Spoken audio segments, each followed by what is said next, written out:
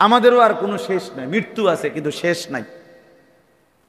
আমাদের মৃত্যু হবে, মৃত্যু মানে শেষ না, মৃত্যু মানে স্থানান্তর, মৃত্যু মানে ইন্তেকাল। ইন্তেকাল মানে এখানে ছিল এখানে রাখছি আর কি, এটারে কি কয় স্থানান্তর আর কি। মাটির উপরে ছিলাম, আমার মাটির নিচে নিছে, কয়দিন পরে আবার মাটির নিচ থেকে হাসরের ময়দানে উঠাবে, সেখান থেকে আমল নামার জন্য আরো সামনে পাঠানো হবে, সেখান থেকে বিচারের জন্য মিজানের পাল্লার সামনে পাঠানো হবে, সেখান থেকে আল্লাহ তাআলার সামনে পাঠানো হবে, সেখান থেকে ফুলসিরাতের কাছে পাঠানো হবে, সেখান থেকে জান্নাত কিংবা জাহান্নামে পৌঁছানো হবে। জান্নাতে গেলেও চিরস্থায়ী, জাহান্নামে গেলেও চিরস্থায়ী। তো শেষ হলো কোন, বলেন না কেন শেষ হলো কোথায়? মরে যাওয়া মানে শেষ? শেষ।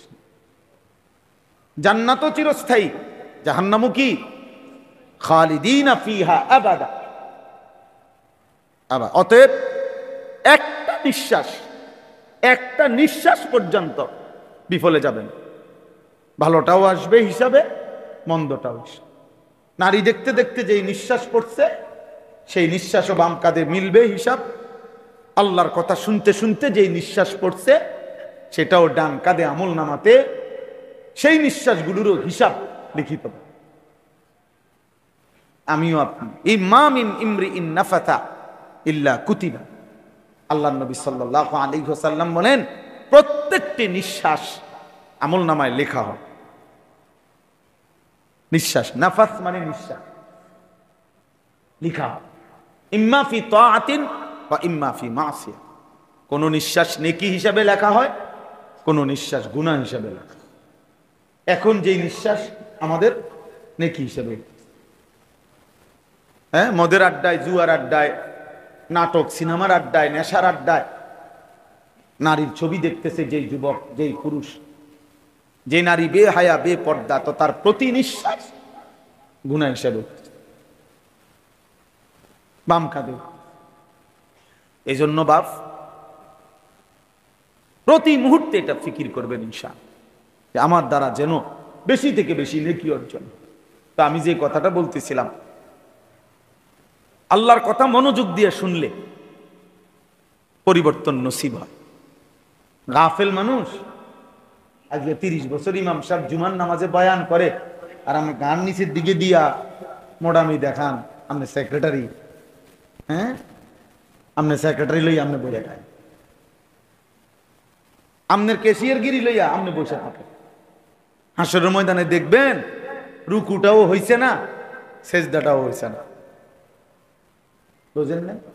হাসরের ময়দানে দেখবেন সুন্নত মোতাবেক যেভাবে নামাজ পড়তে হয়, না দাঁড়ানোর সুন্নত হইছে, না রুকুর সুন্নত, না সেজদার সুন্নত, না নিয়ত বাঁধার সুন্নত। আর আপনি যে গারমোটা ছিলেন নিচের দিকে আর ইতান হুজুর, এরকম 2-4টা হুজুর তো বেটা পকেটেই রাহি বেড়া, বুঝলেন না? 2-4টা হুজুর পকেটেই রাখ। কত হুজুর আইসে গেছে ইতান, কত দেখছি বেড়া, কত হুজুর কত জাতের কথা কইছে, আমি এক জাতের আছি না, অর্থাৎ আমি অন্য বিড়িখানার উপরে আছি। আজকে 60 বছর আল্লাহর রহমতে আমার বিড়ির থেকে কেউ লড়াইতে আসছে না। এত কত বালা বালা হুজুর আইছে, হ্যাঁ আপনি কামিয়াব, আপনি বহুত বড় কামিয়াব, আপনি এই যে 60 বছরও কিস্তি নেন, কামিয়াব আপনি। আপনি যে 60 বছরও কথা বললে গালি দেন যে 10 গ্রামের মানুষ পর্যন্ত সিসি করে, আপনি কামিয়া, আপনি একটা বেড়ায়, আপনি নাফরমানির উপরে মজবুত, হারামের উপরে মজবুত, আল্লাহর অবাধ্যতার উপরে মজবুত। নাউযুবিল্লাহ। আল্লাহর নবী এর জন্য বলছে কুল্লু উম্মতি মুআফান ইল্লাল মুজাহিরিন, আমার উম্মতের সব মানুষের গুনাহ মাফ হয়ে যাবে, কিন্তু গুনাহকে যে প্রকাশ্যে করে বেড়ায়, বলে বেড়ায়, গুনার উপরে যে প্রকাশ্যে চলতে থাকে, খোদার কসম নবী বলছে তাকে আল্লাহ মাফ করবেন। বুঝেন নাই কথা? 30 বছর টাকা সুদ খাও, মুসলমান তুমি, হ্যাঁ মস্কারি করো, মুসলমান প্রতিদিন সুদ খায়, মুসলমান প্রত্যেকদিন মিথ্যা বলে, মুসলমান প্রতিদিন ওজনে কম দেয়, মুসলমান প্রতিদিন গালি দেয়, মুসলমান প্রতিদিন নাচ গান দেখে, মুসলমান প্রতিদিন ফজরের নামাজ বাদ দেয়, মুসলমানের বউ প্রত্যেকদিন বেপরদা, মুসলমানের ঘরে প্রতিদিন নাচ গান চলবে। তুই কিসের মুসলমান বেটা? তুমি তো গাদ্দার, তুমি তো গাদ্দার, তুমি তো গুনাহগার না, গাদ্দার। তুমি বুড়া আঙ্গুল দেখাইতেছ। আরে আমনে নিষেধ করছেন, তখন আমনের নিষেধ, নবী নিষেধ করছে। আর রাখ বেটা, রাখ বেটা, দরকার হলে জিলেপি আরো 10 কেজি বাড়াইয়ে দিমু বেটা, বিরিয়ানি আরো 2 ডেক বাড়াইয়া দে বেটা, বেহেস্ত না দরকার, 12 ডেক বিরিয়ানি বেহেস্তে, 2 কাতার টাইলস দিছে মসজিদে বেহেস্ত, 4টা ফ্যান দিছে 3,12,000 বেহেস্ত। কারণ জান্নাত তো হইলো সর্বসাকুল্যে জান্নাতের দাম তো হইলো 12,000। জান্নাত তো 12,000 টাকার সম্পত্তি, ঠিক না? কি আল্লাহ হেফাজত করে। মানুষ দিয়ে আমি করবো কি? মানুষ দিয়ে আমি করবো? আমি মোবাইলেই তো সব পাই। আমি সমাজ দিয়ে করব কি? আমি বাপ মা দিয়ে করবো কি? আমি আল্লাহ দিয়ে করবো কি? আমি রসুল দিয়ে কি করব? আমার জীবনের সব চাহিদা সবই তো পূরণ হইতেছে মোবাইল দিয়ে। কাজে বাকিটা মানুষ আমি আর কি করা দরকার? এই হলো আমাদের সন্তানদের হালাত। অসংখ্য ছেলে পেলে জীবনে এটাই বুঝে নিছে, জীবনের চাহিদা যেহেতু পূরণ হইতেছে, তার মনের ইচ্ছা যেহেতু পূরণ হচ্ছে, এবার আর মান সম্মান ইজ্জত বংশ মর্যাদা পিতামাতার সম্মান আল্লাহর সম্মান রসুলের সম্মান নিজ ধর্মের সম্মান নিজ কোরআনের সম্মান যা ইচ্ছা তাই হোক যা। অথচ একটা যুবক তুমি ভাবা উচিত, মুসলমানের সন্তান হয়ে তুমি যখন দাঁড়াইয়া পেশাব করো, ইসলাম তখন কোথায় যায়?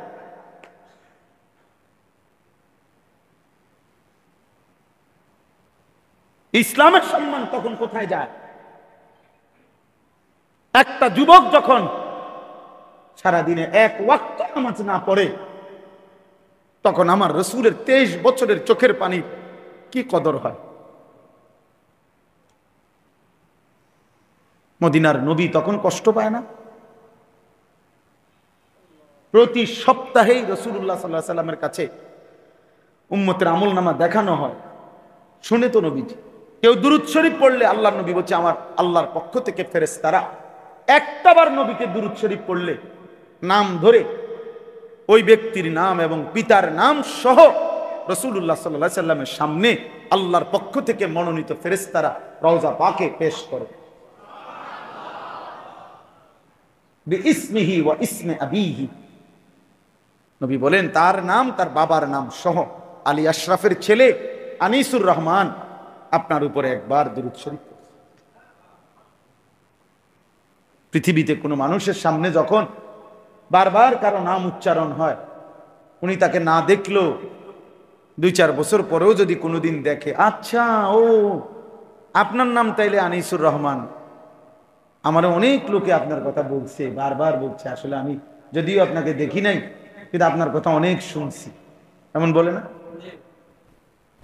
রাসূলুল্লাহ সাল্লাল্লাহু আলাইহি সাল্লাম বলবে হাশরের ময়দানে ফুলসিরাতের সামনে অথবা হাউজে কাউসারের সামনে অথবা সুপারিশের জন্য সামনে গেলে যখন শুনবে উম্মত নাম বলবে, নবী সাল্লাল্লাহু আলাইহি ওয়াসাল্লাম বলে, আচ্ছা ও তুমি, ফেরেশতারা তো প্রায় তোমার নাম আমার কাছে বলতো, ফেরেশতারা তো প্রায় দিনই আমার কাছে তোমার নাম বলতো, তুমি যে আমার উপরে অনেক দুরূদ পড়ছো, তুমি আমার অনেক মনে করছো, আমি তো অনেক শুনছি তোমার নাম। তাহলে যে মুসলমান 30 বছরের ভিতরে রাসূলুল্লাহ সাল্লাল্লাহু আলাইহি ওয়াসাল্লামের সুন্নাতের খেলাফ বিরোধিতা করে গেলেন, 20 বছর ধরে দাড়ি কাটলেন, 30 বছর ধরে দাড়ি কাটলেন, আপনার নাম নবীজির সামনে কেমনে পেশ হবে? হ্যাঁ, আল্লাহ হেফাজত করে। এজন্য ভাই আমার কথা এটাই, প্রথম কথা শেষ, মনোযোগের কথা বলতেছিলাম। আন্তরিকতা থাকতে হবে। কোন আলেম সে যে আপনার মসজিদের হুজুর হোক, সব আলেম সারা বাংলাদেশ পরিচিত হইতে হবে এটা জরুরি না। সবাই সারা বাংলাদেশ জনপ্রিয় হতে হবে এটা জরুরি না। কোরআন সুন্নাহর কথা আপনার মহল্লার ইমাম, মহল্লার আলেম, উনিও যদি বলে, আপনার জিম্মাদারি মনোযোগ দিয়ে শোনা। উনি জনপ্রিয় না হোক, মানুষের কাছে জনপ্রিয়তা দিয়া হবে এটাকে। 10 লক্ষ মানুষ আমার আলগি দিলে আমার কবর রাজাব মাফ তো আর লাভ কি? তাইলে আমার লাভ বল? আমি তো নির্বাচনে আসছি না, যে এটা নির্বাচনী গণসংযোগ, আমার সমর্থন দরকার অনেক, আমি এই জন্য আসছি আমরা এখানে। তাহলে আর লাভ কি? এখানে কম হইলেই কি আর বেশি হইলেই কি? দরকার তো আল্লাহ গ্রহণ করলো কিনা, আখিরাতের মুক্তি মিলবে কিনা, পরকালের মুক্তি মিলবে কিনা, আমলনামা ডান হাতে আসবে কিনা, মিজানের পাল্লায় নেকিটা ভারী হবে কিনা, আল্লাহর মুখোমুখি হইলে রব্বে কারীম যদি প্রশ্ন করে জবাব দিতে পারবো কিনা, ফুলসিরাতটা আসানির সাথে পার হতে পারবো কিনা, চিন্তা তো হলো ওই বিষয়টা। এই পৃথিবীতে আপনি অমর হয়ে যাবেন, এই পৃথিবীতে, পৃথিবী নিজে অমর নি, সামনে অমর হবেন কেমন? বোঝেন না? এটা তো এই জেনারেল শিক্ষিতরা তো এটা কথা একটা ফালতু কথা বানায় নিছে। পৃথিবীতে তিনি অমর হয়ে থাকবেন, পৃথিবী নিজে অমর নি, তো তুমি অমর হবে কেমন? পৃথিবী চিরস্থায়ী নি, তো আপনি চিরস্থায়ী থাকবেন কেমনে পৃথিবীতে? এই পৃথিবী নিজেই তো থাকবে না। ইসরাফিল একদিন ফু দিলে আসমান ও জমিন, এই গোটা কায়নাত শেষ হবে কিনা বলেন? শেষ হবে না? তো তাইলে আর অমর রইল কো?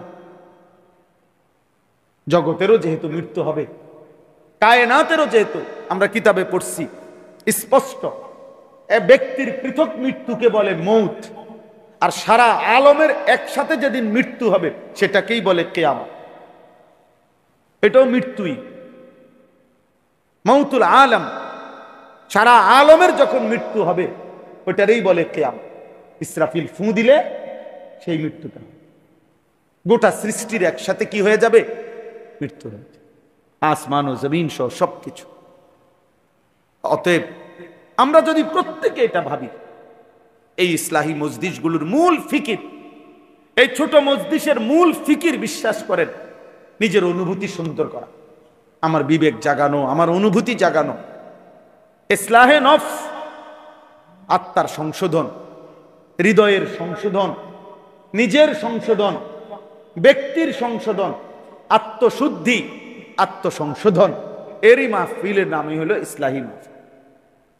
খুব হাঙ্গামার দরকার নাই, ছোটখাটো আয়োজনের মধ্যে মাকসাদ আমার হৃদয় যেন জেগে ওঠে, আমার বিবেক যেন, অনুভূতি যেন জাগে, হায় আমি কি করছি, আমার কি করা উচিত।